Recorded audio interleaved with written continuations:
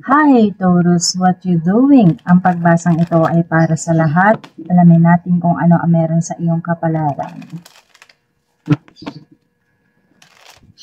One more.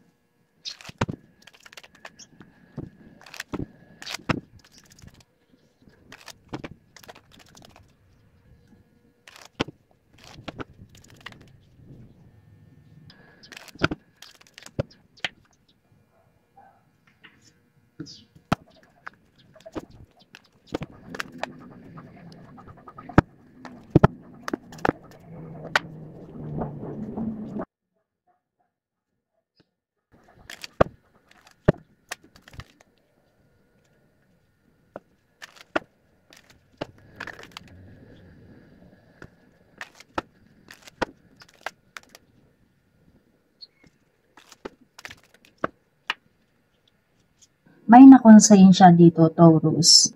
Hindi naging proud sa mga ginawa. Nakaranas din ng mga pamumula, pangmamaliit ng ibang tao. Nakaranas ng mga malisyosong chismis. May nakaranas ng pambablackmail. Ipinahihiwatig ng iyong nakaraan na merong isang serial cheater, nahirapan mamili at nahirapan magdesisyon. Inignore ang mga warning sign, naging sunod-sunuran, nawalan ng backbone. Nandito rin yung pagnanakaw, pagkuha sa mga na-achieve ng ibang tao. Maaaring ito ay nagtago o umalis. Hindi pinanindigan ang mga naging resulta. Kaya naman nagkaroon ng legal issue. At maaaring may na-scam, may naloko. Nakikita rin dito yung pangungumpisal, pag-amin sa mga nagawa. May nag-expose ng mga ginawang kasalanan, lalong-lalo na sa trabaho. May naging biktima din ng mga pag-aaway at may naloko din pagdating sa pera. Maaaring ang pangalan mo ang isa sa mga na-expose, kaya naman maaaring may nagdalawang isip kung paano linisin ang pangalan. May mga na-expose din ng mga kasalanan o mga maling gawain pagdating sa relasyon. At ang ilan sa inyo ay may nakilalang napakasinungaling tao. At kung ikaw ang nanloko, Taurus, hindi ka natuto sa mga nagawa mong kasalanan. Hindi ka nag-grow. Lack of commitment, lack of effort, lack of teamwork pagdating sa trabaho, sa bahay, sa pamilya. Hindi determinado sa mga ginagawa. At yung iba walang goals, kaya walang dedikasyon. May natanggal sa trabaho dahil sa hindi ginagawa ang tamang trabaho. Hindi naman nakikita dito na kulang sa abilidad. Sadyang walang effort lamang sa trabaho. O maaaring unwilling matuto. Nagkaroon ng team project, hindi naging success. May nagbigay dito ng opportunity, Taurus. Pero ito ay nasayang. Pag-alis ng bahay o paglipat ng tirahan. Maaaring may nakakaramdam din ngayon na hindi ka welcome. Nakikita rin dito yung mga sigalot, pagtatalo-talo, gulo sa bahay, sa mga kaibigan, sa trabaho, o sa inyong community. Walang nakakakuha ng suporta, pagbabaliwala. May nag-postpone ng mga surprise, parties, weddings, mga event. Nakikita dito yung pagkakahiwa-hiwalay ng isang pamilya, Taurus. May umalis, tumakas sa responsibilidad. May nakakaramdam ng sobrang lungkot. May nag-i-struggle dahil sa failure sa relasyon. At nandito rin na may umaasa, nag-iisip. May namimiss ka, Taurus. Maaaring ito ang iyong ex-person. Umaasa ka na magkikita pa rin kayong muli o magkakasama. Isa ka rin sa marahil sa nabibigatan sa iyong responsibilidad, Taurus. Maaari ding may natanggap kang balita. May nahihirapan din mag-budget ng pera dahil sa mga family expenses. Nare-realize mo kasalukuyan na nauubos ang iyong pera dahil sa iyong mga responsibilidad. Nakikita rin dito na hindi maganda ang iyong kalusugan. Sa kawalan ng pahinga, malaking epekto sa iyong kalusugan, Taurus. At meron ding kinakailangan magpa-hospital. Kinakailangan ng assistance para makarecover sa mga nararamdaman. At sa kasalukuyan, maaaring may mabulgar pang mga sikreto. Kung kinakailangan mo ng clarity, malalaman mo. At marami naglalaro sa iyong isipan, Taurus. At meron din makakaranas na magsimula na magkaroon ng depression or mental health issue. Kaya maging maingat, Taurus. Lalo na sa mga insecurities, kailangan mo ng motivation para makakita ka ng liwanag. Kung may desisyon na hinihintay, magkakaroon ng kasagutan. At para sa mga single, ini-ignore mo din ang mga sign. O maaaring di mo nanonotice ang mga warning sign ng taong nagkakagusto sa'yo, ay maaaring ito ay taken na. Maaaring hindi ka naniniwala sa mga nakakaabot sa iyong balita. At pagdating naman sa karir, kung wala kang kasiguraduhan ngayon, unti-unti naman makikita mo ang tamang direksyon. Unti-unti mararamdaman mo ang pagkakaroon ng confidence. At ganun din naman pagdating sa iyong pinansyal. Paalaala lamang pagdating sa mga investment, hindi ito yung magandang timing, Taurus. May dapat ka pang malaman na mga impormasyon. At para naman sa mga issue sa kalusugan, kung naghihintay ng mga resulta, magkakaroon ng clarity. At sa kasalukuyan, huwag mong ignorin ang mga gustong ipahatid sa iyo o mensahe sa iyo ng spirit. Tinatry niyang bigyan ka ng mga sign. Dahil dyan maniwala ka sa iyong instinct. Huwag mong i-block o harangan ang mga sign ng spirit. Mag-focus ka muna sa iyong mga goals, huwag sa mga material na bagay, Taurus. Bigyan mo ng time ang iyong pamilya. Bigyan mo ng time ang iyong person. Nakikita rin naman dito na magkakaroon ka ng mga bagong idea, mga bagong pagpaplano. Unang-una, magkakaroon ka ng mental clarity. Magkakaroon ka ng abilidad para makapag-concentrate. Magiging maayos ang communication. Focus, Taurus. Meron kang new beginnings. New project. Sa mga legal issue, magkakaroon ng justice. Makakagawa ka na ng tamang desisyon. At good news din ang nakikita sa iyong near future. Makakatanggap ka rin ng phone calls, letter, magandang balita ito. Magiging active kang muli. Lalakas ang iyong loob. Ipinakikita dito yung full of energy, bright ideas, new exciting sa mga plano.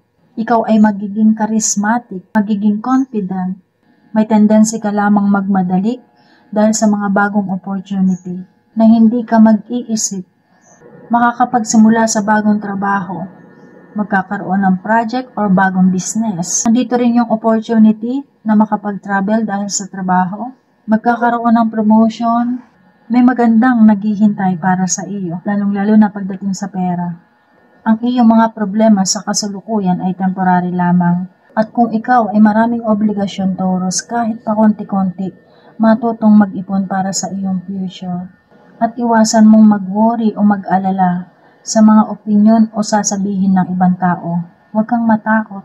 O maaaring sa kabaligtaran naman, huwag kang mamwersa, huwag kang mangongontrol, huwag kang bully, huwag masyadong dictator, huwag maging mapang-abuso, huwag maging agresibo, lalong-lalo na pagdating sa iyong person, sa iyong pamilya. Huwag maging matigas ang ulo, huwag masyadong mataas ang pride, huwag maging bitter sa buhay, matutong tumanggap ng mga pagkakamali.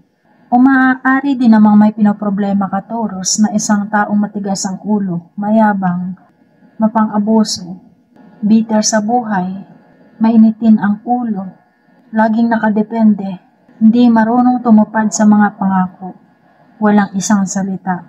Maaaring yan ang isa sa mga pinoproblema mo.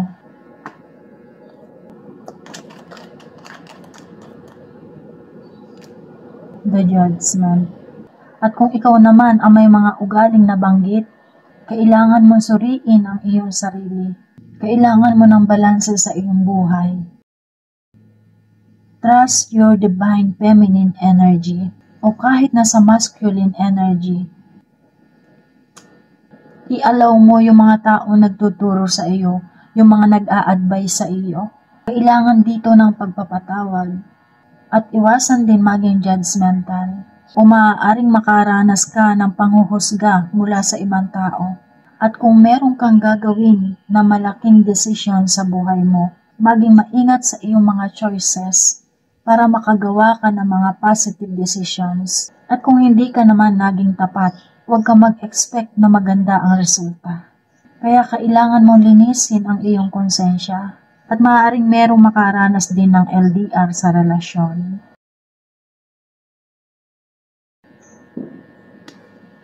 bagong partner sa business, sa relasyon, pagkakaroon ng pakikipagkasundo, pakikipag-deal. Ang dala ng The Tower ay mga bigla ang mga pagbabago sa iyong buhay. May chance ka naman, Taurus.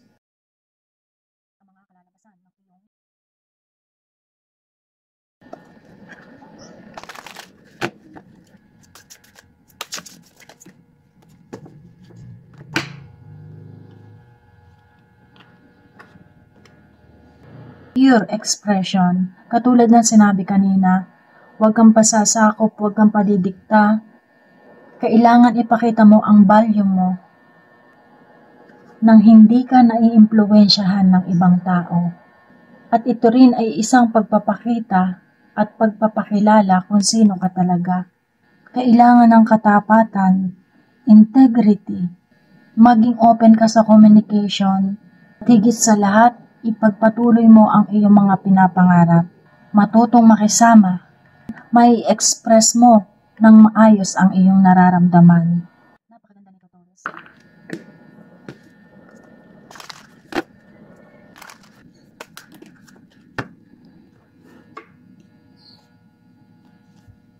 Okay, emotions are running high muna tayo. Tamang-tama ito sa mga gusto mong malaman, tulad ng sinabi sa iyo kanina, kung ano yung mga katanungan mo, magkakaroon ng kasagutan at mag-expect ka ng magagandang mangyayari sa iyong buhay. At maging positibo, Taurus.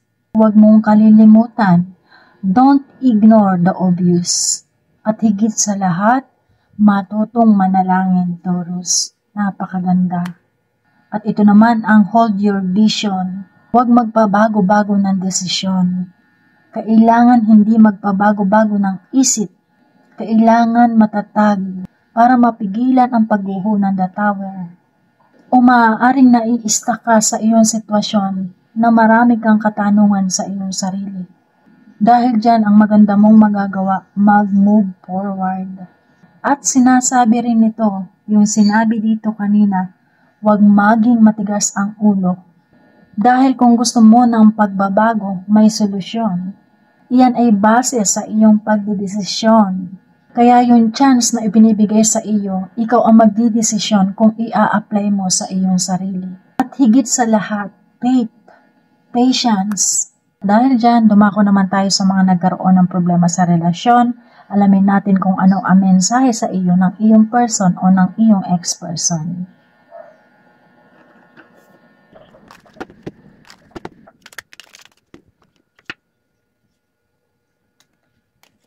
Taurus, kung sa palagay mo ito ang mensahe para sa iyo, i-claim mo ito. Ito ang kanyang unang mensahe.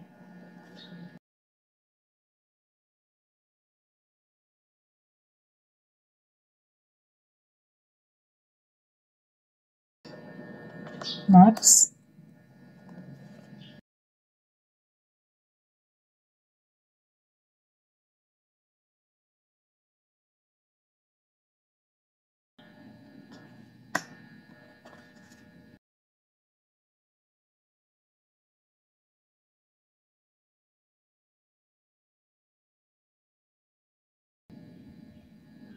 At ang huli,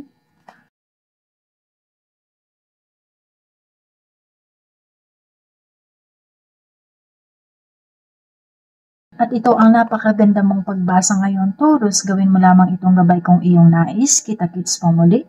Number 1 Rashi po. Paki-like and subscribe na. Thank you! Bye-bye!